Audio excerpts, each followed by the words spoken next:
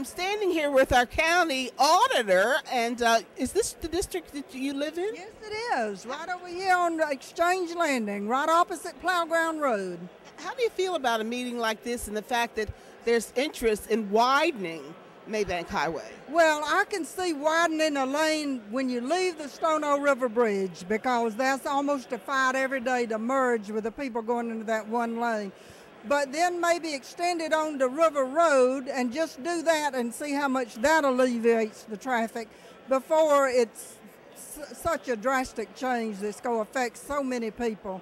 But we love Johns Island, and we do love the rural atmosphere, and we just hate to give it up if we don't have to, but I can see widening the road right there leaving that bridge. My most important issue to me is biking. I want a shoulder, some sort of shoulder on Maybank. I want to be able to ride my bike to the grocery store eventually. I mean, with gas prices, things like that. You know, Johns Island's a great place. It's quaint. It should have these types of accessibilities. We have put out a plan of our own, because the first thing they'll be asking is what is in this for Johns Island, the people that live on Johns Island. And there's nothing in it for the people of Johns Island. We would like to have a turn lane at Maybank and River Road, where people can turn to change the lights so it'll change differently. And that's the beginning, and we want 17.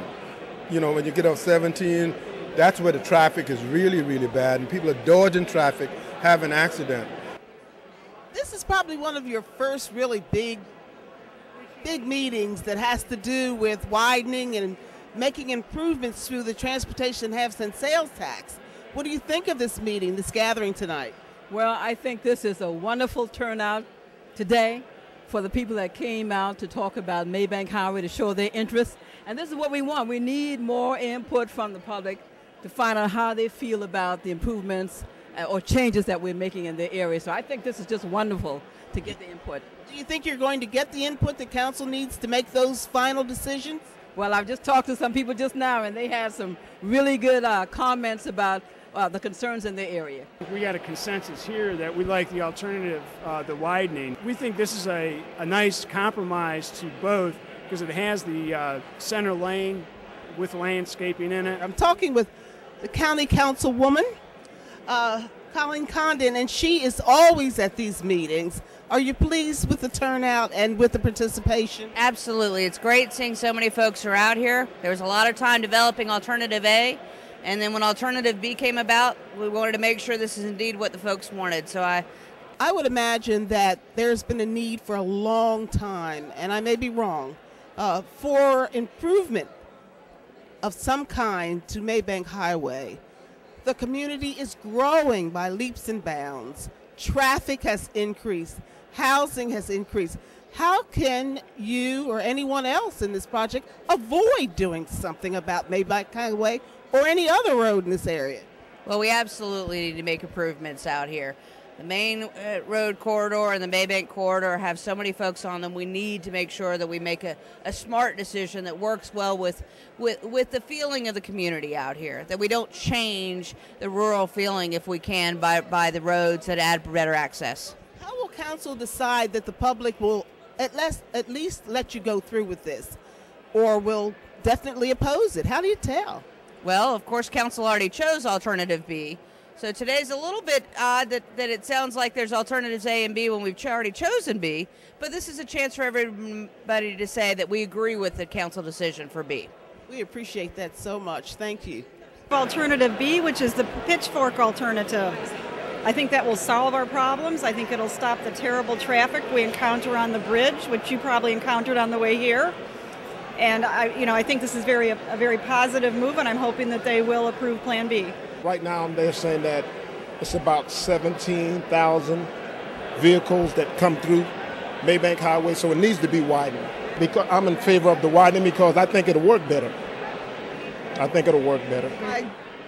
prefer that they wouldn't do any of these plans. The lesser of the two evils would be the pitchfork. I believe that probably the better answer would be to have a moratorium on building new homes and then just improve the roads that we have and stop trying to turn Johns Island into Mount Pleasant.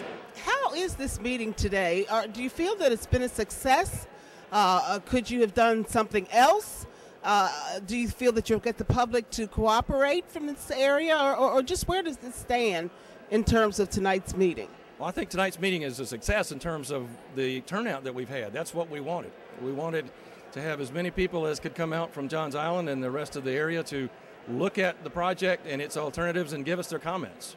That's the critical phase that we're working through right now, is public comment. I heard from a few people who said, no, we don't want any widening, we don't want any changes, we want the island to remain as it is. What do we do about, and what do you do about that? Well, there are three alternatives that we're studying, and one of them is they call it no build, which is don't do anything. And if the overwhelming public input we got said don't do anything, we'd have to look hard at that. What comes after this meeting tonight? What's the next step?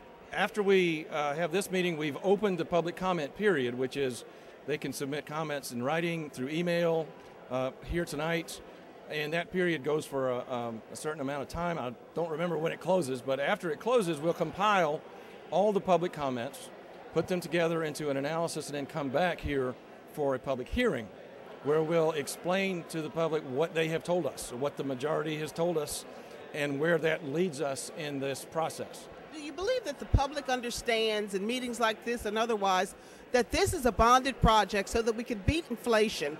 We're trying to spend as few dollars as possible to get this work done. How do you feel about that? And is that message getting across?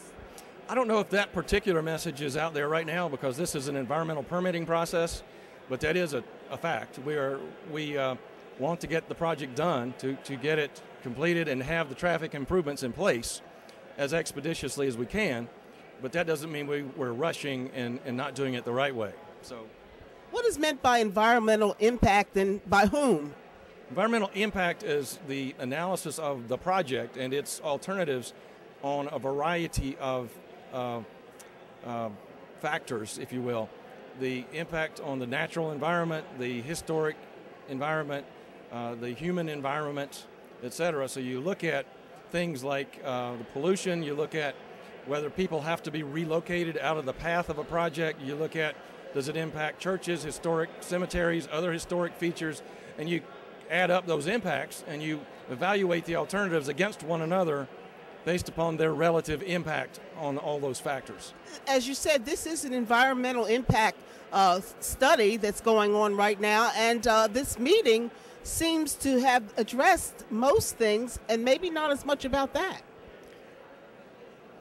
Well, environmental impact, again, means more than just the natural flora and fauna. It means also those human impacts and historic impacts. And we will look at that as we analyze these alternatives, but we also need feedback from the public on that as well, because the people who live here know what's here and what has been here and how it will impact them. So that's why public input is important on those factors also. And I hear that this project and all of the projects that the county has taken on using sales tax money have taken into consideration public input and what the public has to say about all sorts of things, not only environmental impact. Absolutely. The public's desire for a project, yes and no, or no, is a fundamental question. And the way it got started, again, is the city of Charleston asked the county to include improvements on Maybank Highway in that referendum 12 years ago when it first got started. So you have to assume the city did that because they had a recognition of the need through public input and otherwise. When would this project get started, do you know? If it gets started, I imagine it will. It'll be some months before we finish this process. We'll have to see what we can get permitted from the federal government, and then we'll have to start the design of the project. After that would be the bidding for construction, so it will be quite a few more months. Thank you for the information, Sure, Mr. County Administrator. You're quite welcome. So that was the County Administrator, and he is Kurt Taylor, and he told us all about why this meeting is occurring. It has a lot to do with a lot of things, environmental impact, and more and more and more. The county is being very careful, it seems to me, about what they're getting and assuring that the public has an opportunity to speak to these types of issues.